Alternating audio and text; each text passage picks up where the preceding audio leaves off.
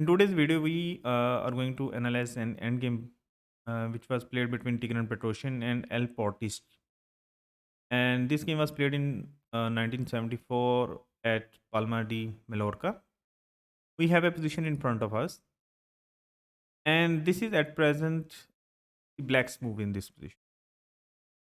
And I want you people to just pause the video and think that how black should continue over here.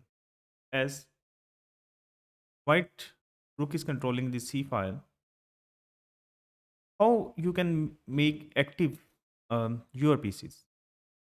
Black, how can black active his piece? And the move which was played in the game was a beautiful one with the an exclaim mark. If it was Petrosian's move, he was just immediately going to put his knight over here on e5,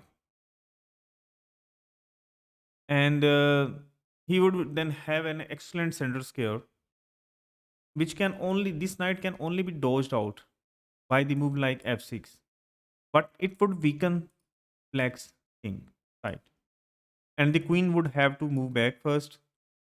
Then he plays the move f6, and the light squares gets weakened around the black side, black king. So here Portis found a surprising way to prevent the knight's intrusion on this e5 square, and he played the move queen f4. The point is that you may take it, but I'm going to take with the knight, going to grab your one of the pawns with check, and I'm just going to take this queen over here.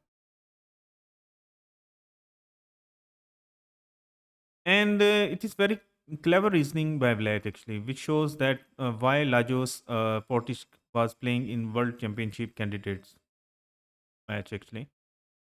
And here Petrosian set him problems with the brilliant actually positional pawn sacrifice.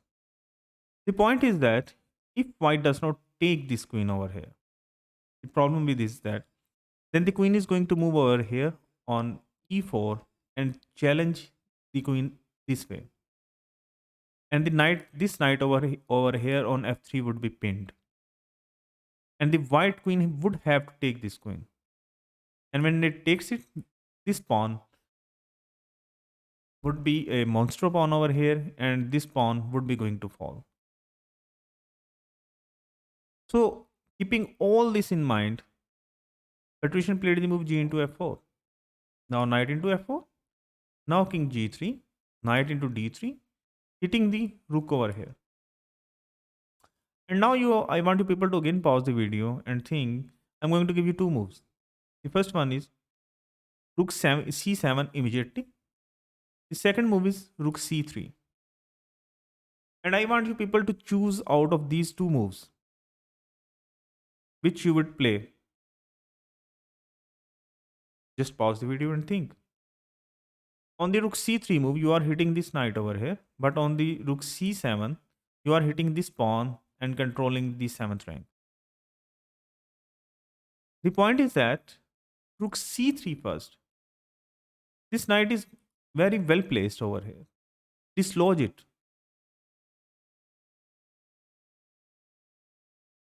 Rook is just going for the rook c7, but this knight is very good on d6. First, the point is dislodge it. The problem with the rook c7 immediately is that now rook d6, controlling this pawn. And now the black rook is coming over here with the check. When the king would have moved, then this knight is coming over here. And black rook and knight would be controlling this square, very important square. And the black rook would be on the 7th rank then. I'm going to show you. Now rook into a7, for example, rook g6 check, king h2, now knight f4. And now may you see that this rook is coming over here, this pawn is threatened, and this pawn is also threatened. And then black rook can move over here and threaten this pawn over here on d4. And when the rook is going to take this pawn f2, then this knight would be threatened. So that's why rook c3 first. Now black played the move knight b4. Now it is completely understandable that the knight actually wants to head backwards. The reason behind is that after knight b2, if black plays the move knight b2 over here, it looks like that the black knight is being trapped. But there is no way actually around this knight in this position. So this active method of defense should have preferred by black. Because if black plays, for example, rook c7, now rook c2, sorry, or if he tries to play the move rook c2, first I'm going to show you this, then knight d3, rook c3, knight b2, and it is a draw. But what happens if he goes for rook c7 now immediately? Now the point is that rook is coming over here back, the knight would come over here, then this rook is going to give the check and same situation arises again. So in the game, a3 was played first. The point of this a3 move in this position, the knight moved actually to b4 over here. Now dislodge it again, and he played the move a3. Now this black knight becomes the target of white's pawn's advancement on the queen side. Space gaining pawn moves actually on the queen side. Now knight a6 and b4 by white. The point of this b4 move was that now it is controlling this square and this square also. And white is saying that I'm going to just advance the pawns further. Knight b8 by Portist. And by this move, knight b8, black has given the control of the 7th rank to the white. And here in this position, uh, as per the uh, story, as the story goes, after the game, Petrosian suggested the move in this position. I want you people to just pause the video and see that Petrosian suggested the actually drush move in this position. Then now pause the video and it is black to play and draw the game. Because at present, white is completely winning. So it is black to move and draw the game. And the move which was suggested by Petrosian was a very great technical type of defense because now king h7. The point of king h7 move is that now after b5, now b8, rook c7, rook d7, challenging the rook, rook c8. In the game, knight b8 was played immediately, the time when the king was over here on g8. But in this version, the king is on h7. The whole point of this king placement is that now the king is on h7, not on g8. That's why this rook just not goes over there, no, does not go over there with check. Now after rook b7, now protecting this knight over here. Now knight e5. Here white still keeps up the pressure, but with accurate defense, black can actually draw the game. And both in this variation and in the game which was played, actually, you will notice that although the white is a pawn down, but white was never in the stage of losing. It is a question that he's whether going to win or whether he's going to black is going to hold for a draw. So in the game, knight b8 was played immediately. Now rook c7, and the rook has at last reached the 7th rank. So a5 by Portish. And in these types of positions, every exchange actually brings the defending side to more drash positions. That's why Potish immediately went out for the move a5 and asking white to exchange the pieces, to exchange pawns. But now the move was b5, now taking away these two squares from this knight. And this knight, when it will come to over here on e5, it will not be countered by the knight over here. Black can play the move over here, knight to d7, but then this knight can capture it. That is the point. So knight d7. It seems actually like that Black has solidified his position, but the black.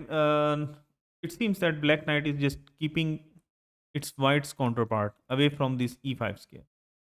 Now I want you people to again pause the video and think that how to continue over here in this position.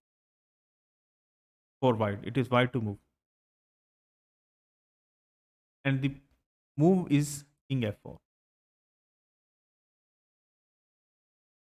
As per the Rubin finds maxim, his quote, that in the end game, the king is a strong piece.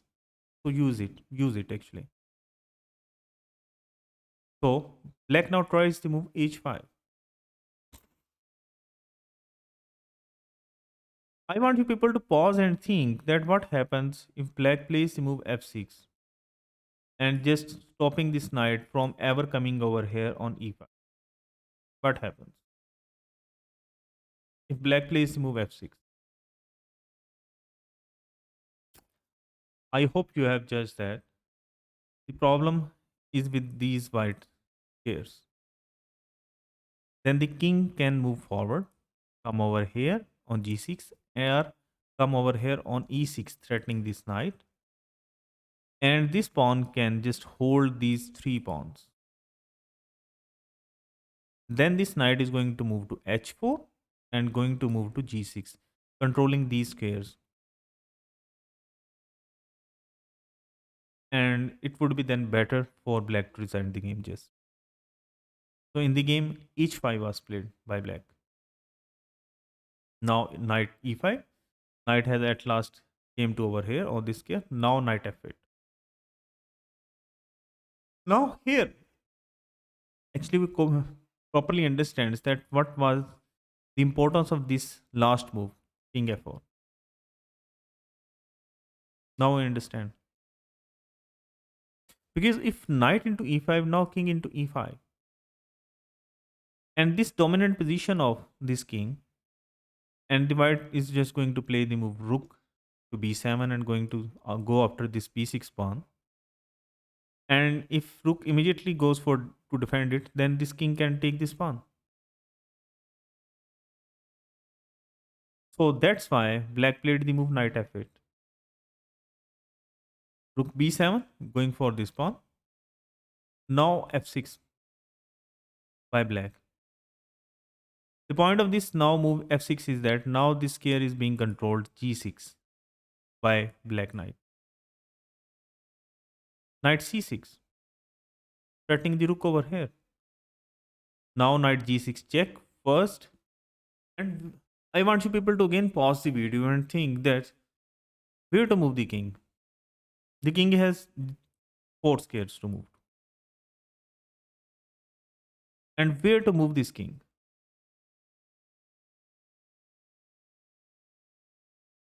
The king was moved to g3 and it is okay. And this is the happiest retreat actually. The reason behind this move is that it has done its job over here. And the knight is now on c6. Now it can happily retreat over here. And white is ready to win this pawn. Rook d6 by black. Now rook into b6. Rook e6 by black. Now rook b8 check. Knight f8 defending the check. Rook a8 going after this pawn. Rook e1 by black. Now knight d8 first. The point of this knight d8 is that you are going to move these two pawns, pawn over here. So black played the move king h7, getting out of the pin by the rook over here. Now b6, rook b1, going after this pawn. Now b7, and this pawn is duly protected by this knight over here. Knight d7 by black, now protecting this square, and now white takes this another pawn and threatening this pawn over here, and this pawn also over here. And so in this position, Otis designed the game. So if you like this informative video and instructive video, kindly subscribe and hit the bell icon button. Thank you very much.